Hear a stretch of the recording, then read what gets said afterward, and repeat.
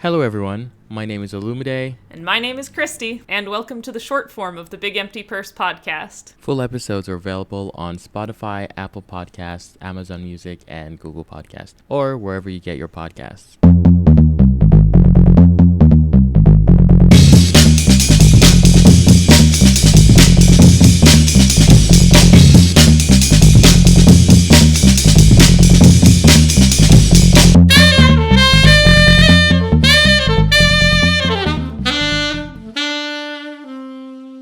So the topic we'll be discussing today is fitness and exercise. In modern civilization, the concept of exercise is not necessarily for survival, but instead we are fit just for the sake of being fit or for aesthetic reasons or to do what we believe will extend our lifespan. It is really weird. Yeah, you don't see like a cheetah running laps to stay good at cardio. If you can deadlift 400 pounds or you can bench 350, but you can't lift an oak wood desk. Yeah. What was the reason? Right. What was the reason? What was the reason? Remember that scene in Batman where his house is burning and a huge log that holds the ceiling falls on him? And he kind of just stays there and he can't lift it. And the sassy butler, played by Michael Caine, and Michael Caine as Alfred walks over and he's like, what's the point of all those bloody push-ups you do if you can't even lift a bloody log? I was like, get him. The reason why I was fit in college is not because I enjoyed the exercise activities. It was because I was just struggling so much that I had no choice but to be fit.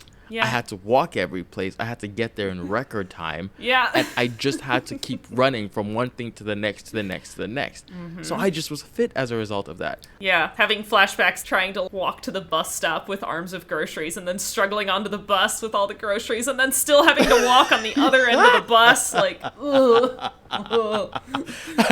And you know for a fact, if there are no seats on the bus and you had groceries, you had to figure out a way to hold onto a pole when the bus starts moving. And the part that I thought was extra hilarious, when you got off the bus with your bag of groceries, you had to make sure that when you hit the curb, you didn't hit the curb too quickly or too fast, because if you agitated the plastic bags, oh god, your food would spill out onto the sidewalk and you had to do the thing where you're scurrying after a bell pepper. Back then, I would bike with any type of shoe. Whatever shoe I was wearing that day is what I bike with, honestly. Yeah. Now, if I have to be any place and I'm biking to that place, the pair of shoes that I'm going to wear when I get there has to be in a bag. Yeah. Because I'm not biking I'm not twisting anything. Yeah, I've got real bad knees now, so that was something I anticipating having at 50, but apparently that happens when you're 25. I hurt myself, so this is the same knee injury earlier with the crutches. I hurt my knee tripping off a curb. No. I tripped off the curb and fell backwards and caught myself, but I hyperextended my knee when I did it. And I found out as a result, it never quite healed properly. And apparently I have what this doctor eloquently described as wiggly kneecaps. That is a social media handle if I ever saw one. At wiggly kneecaps. I hate running. I've heard all the people be like, well, you just have to get into it and you'll get the runner's high. I really tried. Right. I gave it a try. So my husband did track and field in high school. So he tried to help me get into it. And I was like, first of all, we're running. And he goes, you set the pace. And I was like, okay. So I'm running. And I look over and he's literally walking. He's pretending to run for my sake. But the pace I have set for him is walking. So this one time I tried, oh god, it was such a disaster. But I was home alone because I never would have done this around people. But I tried this workout called karaoke, where the cardio is you're doing aerobics, but you sing karaoke along with it because you're using your lungs to sing and doing the workout. That sounds painful. Oh my god, it was the biggest struggle of my whole life. I'm literally sitting there and I'm singing Don't You Wish Your Girlfriend Was Hot Like Me? And the trainer is like, look at Ethel here. Ethel just had a hip replacement. And Ethel is 60 years old singing Don't You Wish Your Girlfriend Was Hot Like Me? With her hips just going, what the fuck? Ethel, she was leaving me in the dust. That was my first and last experience with karaoke. I always thought Zumba was the dumbest thing because they just make you dance to this music and the dance moves are kind of stupid and clunky and awkward. And I signed up for one Zumba class at that fancy ass gym. When I tell you that class is supposed to be an hour long and on minute 8 I had it. I have never been so out of breath in my life. And I cycle. I couldn't breathe. I couldn't move. It felt like my body was stuck in quicksand after minute 8. And the instructor was like, "This is your first time, isn't it, huh?" And I was like, "How could you tell?" He was like, "Will you be back next week?" I said, "Absolutely not. You will not see me here again." I never went back. I can't swim. And I've tried several times. And I just keep telling myself, honestly, what's the worst that'll happen? Just don't go near a big body of water unsupervised. Like... Oh, you mean at all? I thought you meant for exercise. No. I cannot swim, period. Oh. I don't float in water. Oh.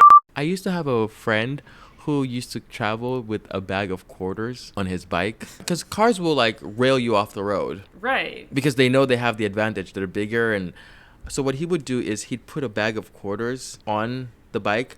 And if you got close to him to try to do that, he would swing that bag of quarters at your cars. He would dent. Honestly, he was petty. He would dent your car. He would break your headlights. He just would fuck your shit up. Yeah, we have a dog. We actually just took him to the dog park today. It's a lot of fun. They're just so happy. It's adorable. I know some dogs too, though, that because I don't really know dogs, but I know some people who have pets and their pet just don't do anything. You would throw that thing and they're like, you go get it yourself. Yep. That's how my family's dogs are. They like, you throw it and they're like, why? If you wanted it, right, then why did you throw it? That was stupid of you. There's this trend on TikTok now where people get these rings, and have you seen this? No. It's a fucking mess. They get the rings and they're made of iron ore, and they say the ring absorbs bad vibes, and when it's absorbed enough, it breaks. This is the best marketing scheme I have heard of in my life. Oh god. People who sell these rings, the rings are flying off their shelves. Oh god. Because it's not refined iron, so it's very brittle.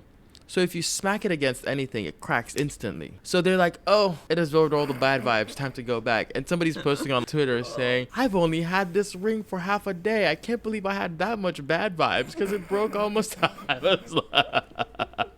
By the way, let's talk about CrossFit. People who do fucking CrossFit, they will not shut up about CrossFit. They won't. They will talk about it. In fact, to me, it sounds like a cult. It really does. Because they will try to recruit you for years on end, and they won't shut up about it. They're like, I do CrossFit, right? I was like, yeah. In the 10 minutes we've been talking, you mentioned it 5 times. So yes, I know you do CrossFit. Thanks for reminding me.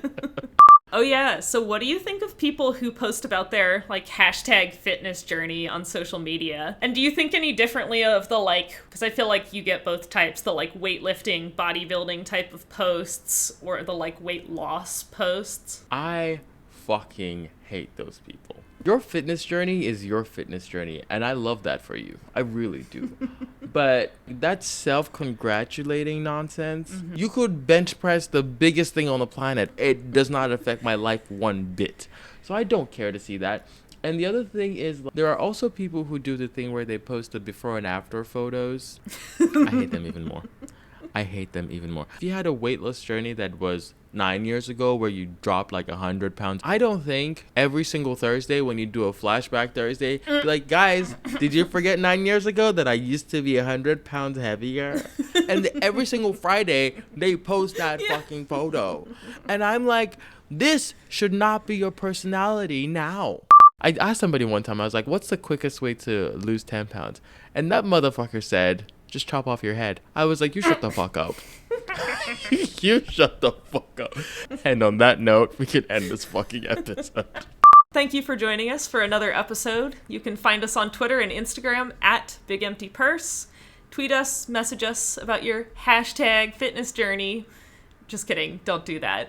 But do tweet us, do message us. Tell us about anything you'd like to hear us cover in the future. Until next time, peace.